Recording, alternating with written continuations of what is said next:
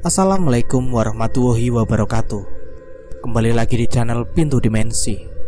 Saya akan melanjutkan cerita di bagian 2 yang berjudul Kualat di Tol Cipularang.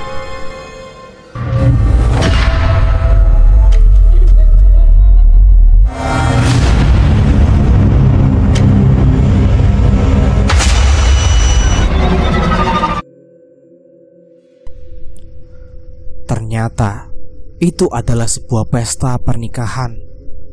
Orang-orang berpakaian batik dengan wajah pucat berdayun-dayun masuk ke tenda yang sudah dihias oleh janur. Kulihat Dian digandeng sosok lelaki tinggi besar dengan badan penuh dengan bulu masuk ke dalam tenda. Asep, Asep, Asep. Seseorang memanggilku. Aku sangat kenal dengan suara itu. Dia tetangga kosku, Mbak Tika. Katanya dia itu indigo, bisa melihat hantu. Aku sebenarnya tidak percaya kalau dia benar-benar indigo.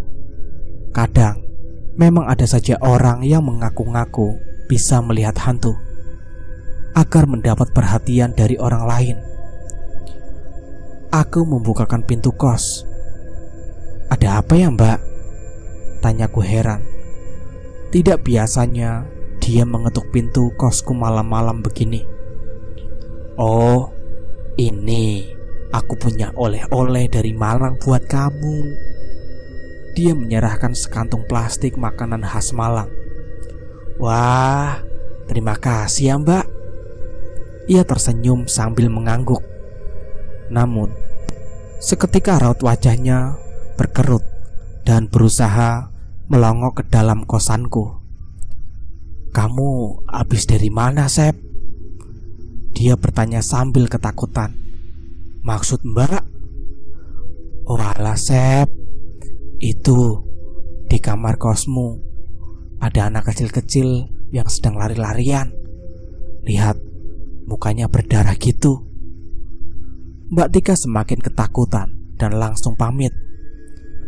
Semenjak kejadian malam itu, Mbak Tika sering menceritakan kalau di dalam kamar kosku ada anak perempuan yang umurnya kira-kira 7 tahunan.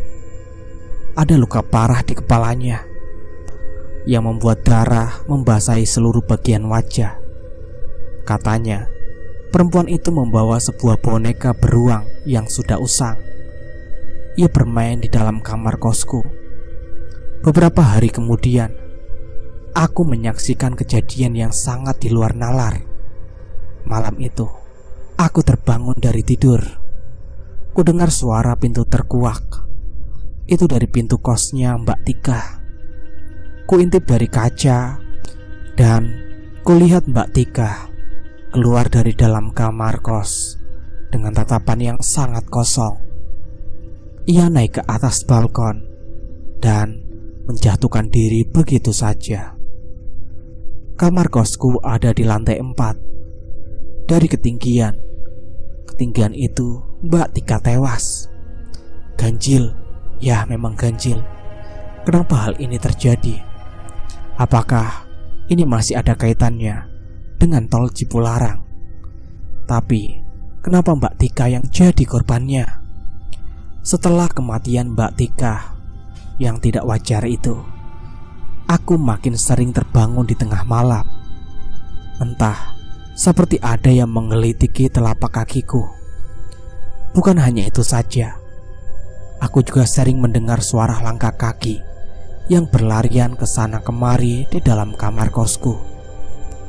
Malam itu, aku sedang ada di rumah sakit untuk menjenguk Dian yang sedang sakit parah.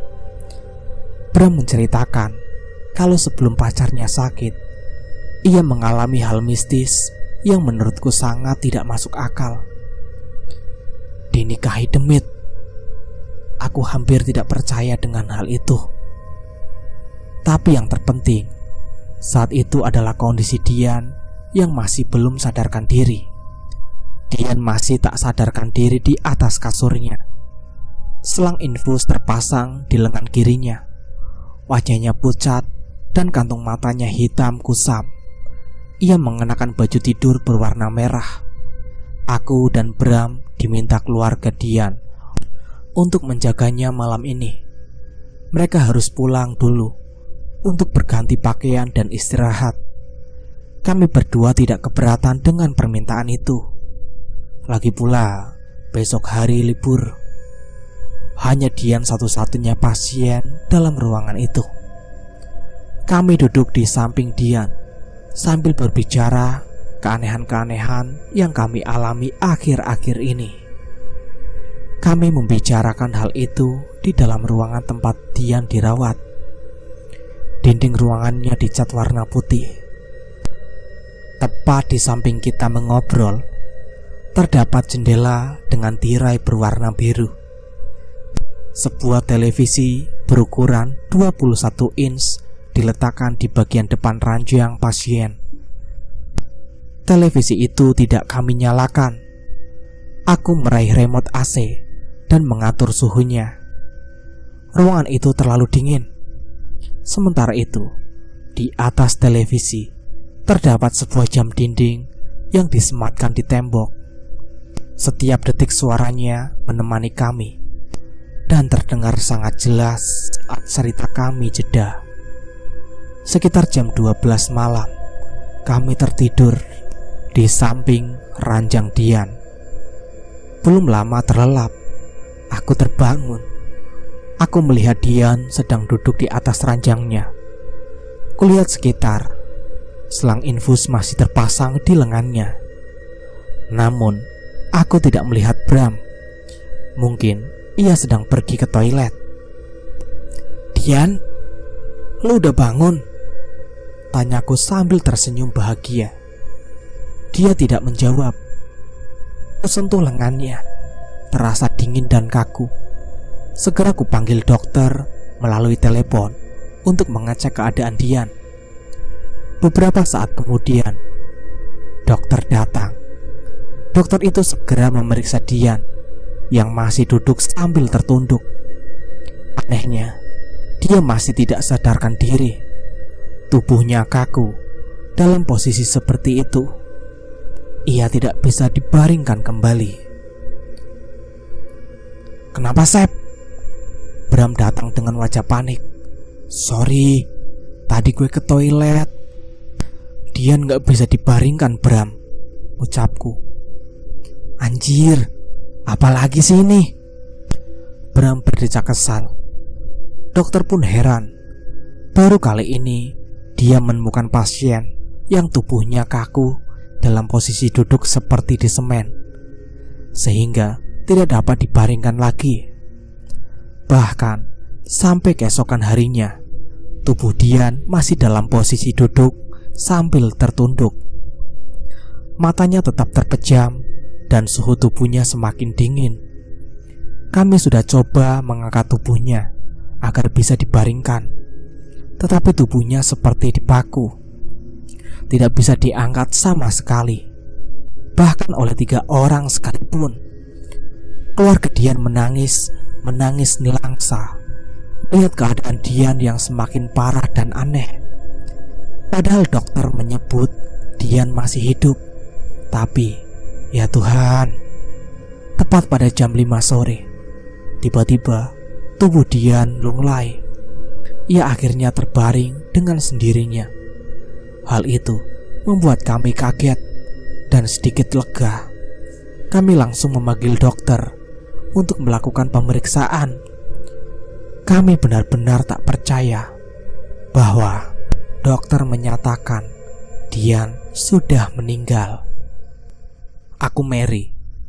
Tentu aku mendengar kabar kalau Dian meninggal secara tidak wajar. Aku tahu, pasti ini ada kaitannya dengan kejadian yang kami alami di tol Cipularang. Aku dengar semua teman-temanku mengalami kejadian aneh termasuk aku. Akhir-akhir ini, aku merasa bosan menjalin hubungan dengan pacarku, si Ardi.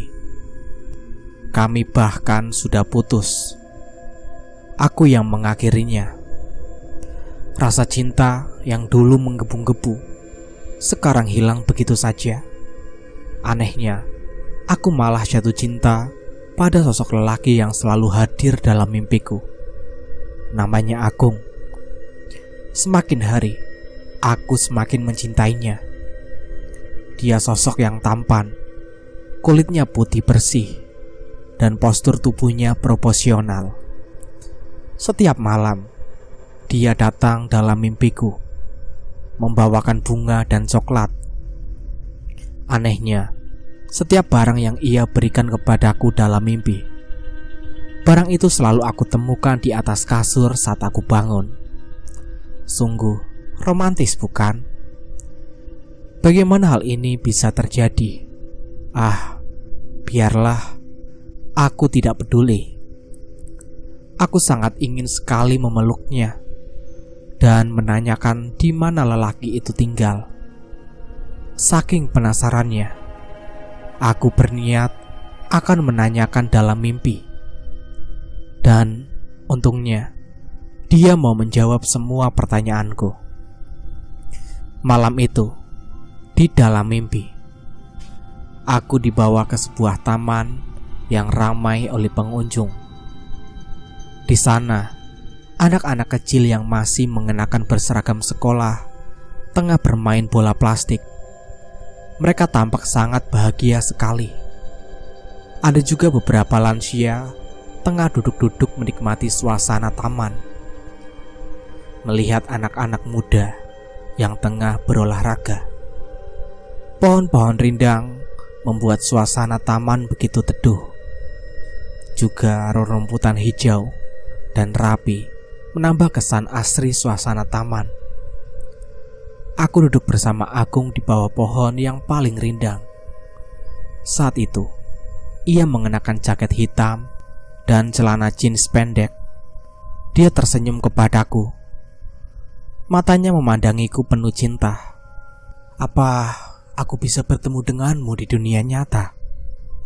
Bisa, jawabnya singkat. Di mana? Tol Cipularang, kilometer 97, jawabnya. Ia tersenyum kepadaku. Lalu tiba-tiba wajahnya berubah datar. Dulu, aku meninggal di sana. Hah? Tidak. Aku akan menemuimu di sana, Gung. Aku janji. Kupeluk tubuhnya yang terasa hangat dan menenangkan.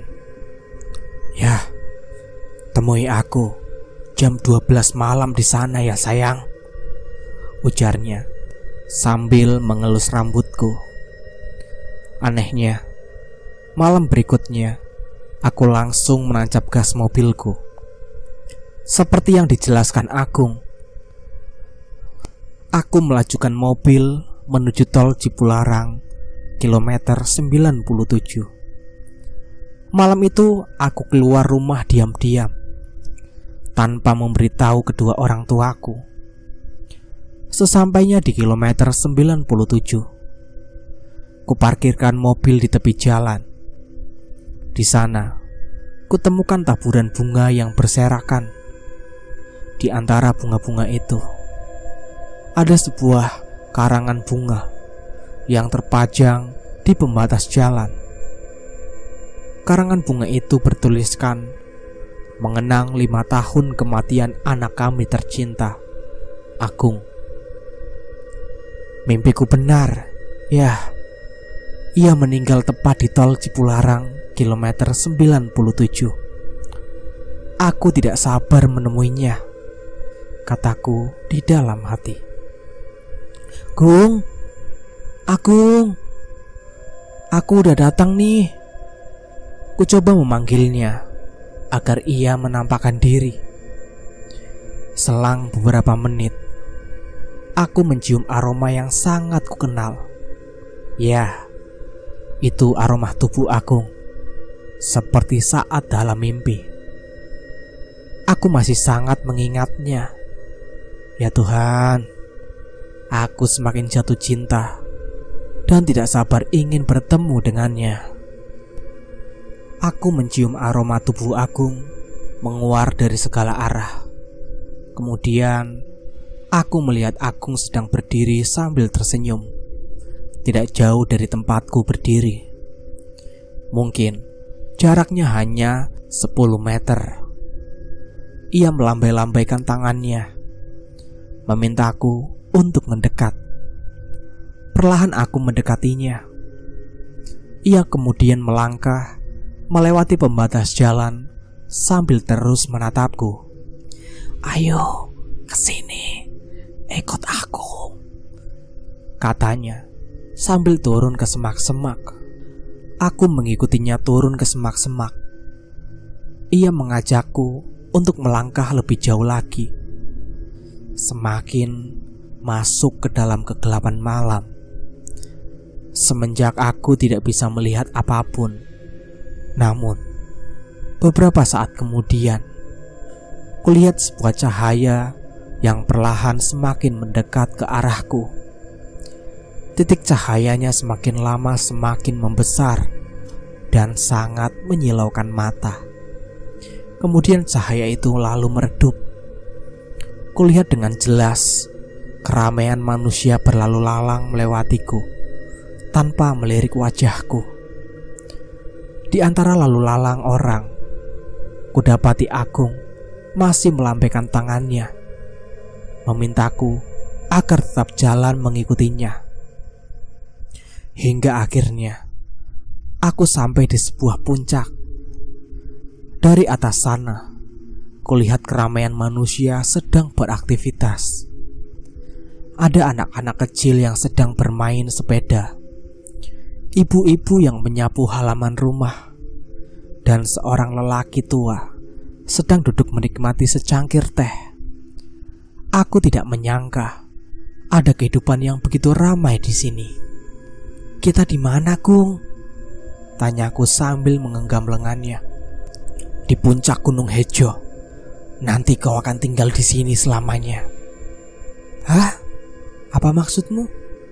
Bersamamu berarti?" "Ya, kita di sini selamanya. Dan gak ada yang ganggu kita." Ia memelukku dengan hangat. Namun, saat ia melepaskan pelukannya, aku sangat terkejut melihatnya tanpa kepala. "Gung, kepala kamu di mana?"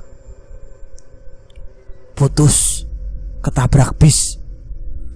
Tiba-tiba kutemukan kepala Agung tergeletak di tanah. Ia tersenyum mengerikan. "Kamu akan tinggal di sini selamanya dan gak akan pernah pulang lagi." Seketika pundakku terasa berat, seperti ada beban puluhan kilo, sehingga membuatku terkapar ke tanah. Entah setelah itu apa yang terjadi, aku tidak ingat. Keesokan paginya, kepalaku sangat pusing sampai tidak mau untuk berdiri.